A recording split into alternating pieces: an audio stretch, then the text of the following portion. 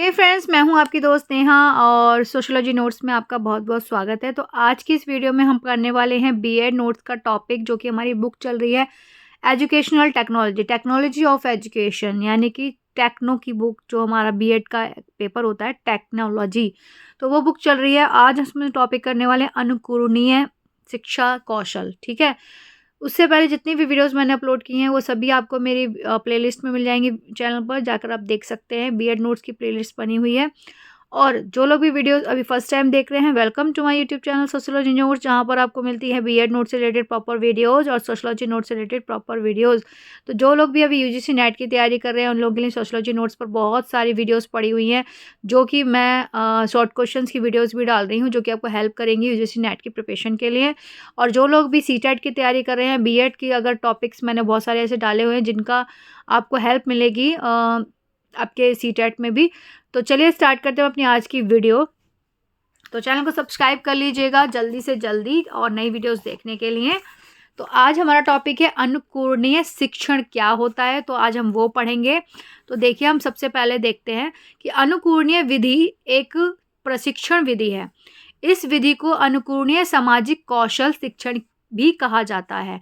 इसका प्रयोग कक्षा शिक्षण के अभ्यास से पहले किया जाता है। यह एक भूमिका निर्वाह की प्रविधि है। इस प्रकार के शिक्षण के द्वारा वांछित शिक्षण व्यवहार कृत्रिम कक्ष में भूमिका निर्वाह द्वारा विकसित किए जा सकते हैं।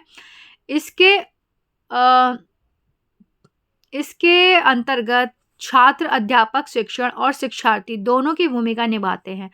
एक समय में एक छात्र अध्यापक शिक्षक का कार्य करता है और शेष सभी विद्यार्थी, इसमें 10 से 15 तक छात्रों का शिक्षण कार्य किया जाता है। शिक्षण कार्य के पश्चात शिक्षण विधि और युक्तियों पर बहस होती है। शिक्षण कार्य के पश्चात किया गया वाद विवाद छात्र अध्यापकों के लिए पृष्ठपोषण का कार्य करता है। ठीक है, जैसे एक टीचिंग हो गई, मतलब आप एक ग्रुप में हैं और आप में से एक बंदा टीचर बना, उसने अपना टॉपिक उठाया छोटा सा और उसको पढ़ाया, और वो सारे फ्रेंड्स जो हैं वो सारे उसके स्टूडेंट्स हो गए, क्लास बन गई उसकी, उनको समझा रहा है।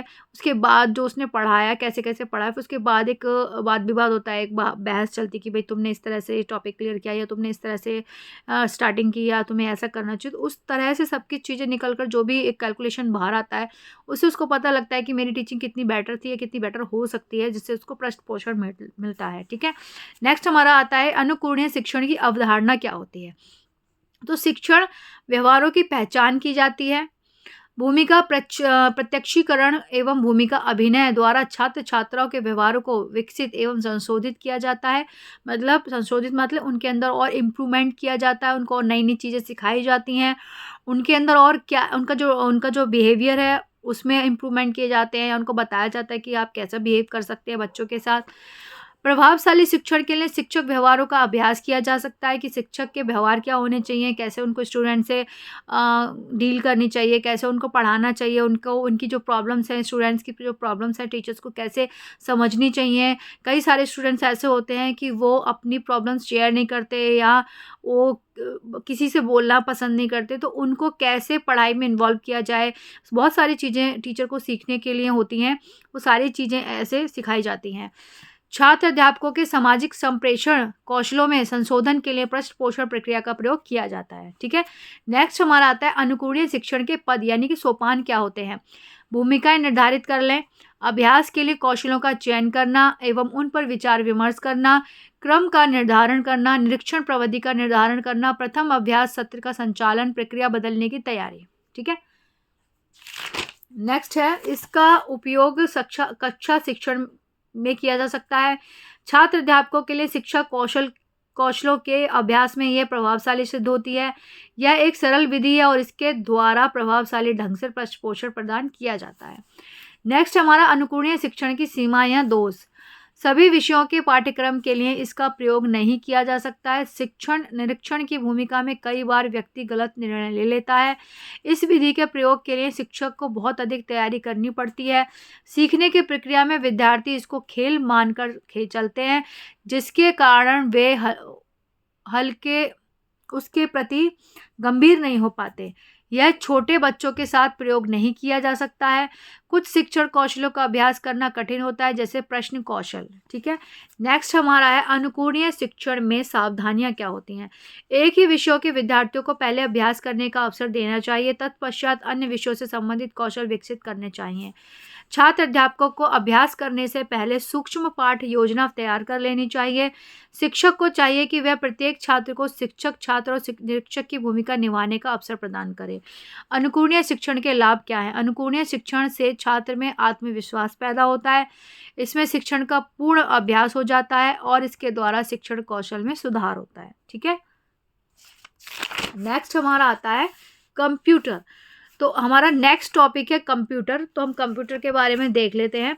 आज जीवन के प्रत्येक पक्ष में विज्ञान और तकनीकी ने प्रभावित किया हुआ है तथा कंप्यूटर भी इसी विज्ञान एवं तकनीकी की ही देन है, जिसका प्रयोग आज जीवन के अधिकांश क्षेत्रों में किया जाता है तथा शिक्षा का क्षेत्र भी इससे अछूता नहीं रहा है।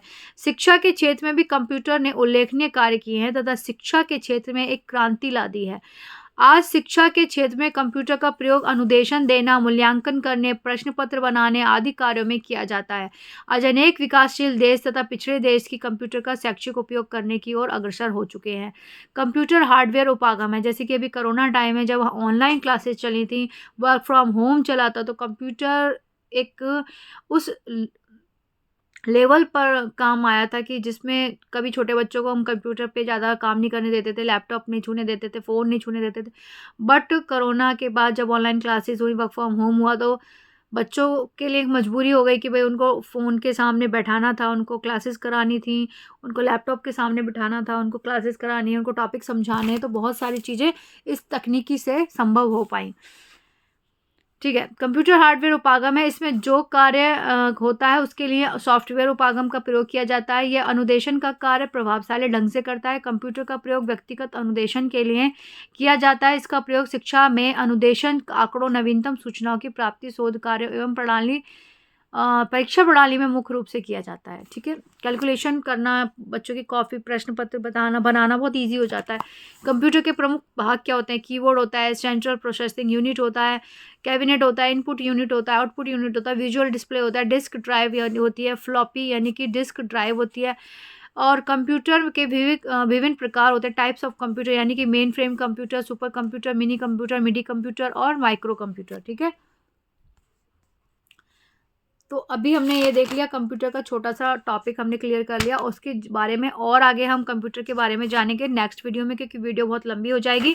तो कंप्यूटर की नेक्स्ट वीडियो को देखने के लिए चैनल को सब्सक्राइब करे बिना बिल्कुल भी मत जाना। मेरे जितने भी बीएड के स्टूडेंट्स हैं उन सभी से बोल रही हूँ, और वीडियोस देखते रहिए और इनको आगे शेयर करते रहिए, उन लोगों तक पहुँचाइए जिनको बीएड की तैयारी करनी है, बीएड के नोट्स बनाने हैं, बीएड के जो लोग भी बीएड कर रहे हैं उनके लिए बहुत हेल्पफुल होती हैं ऐसी वीडियोज़।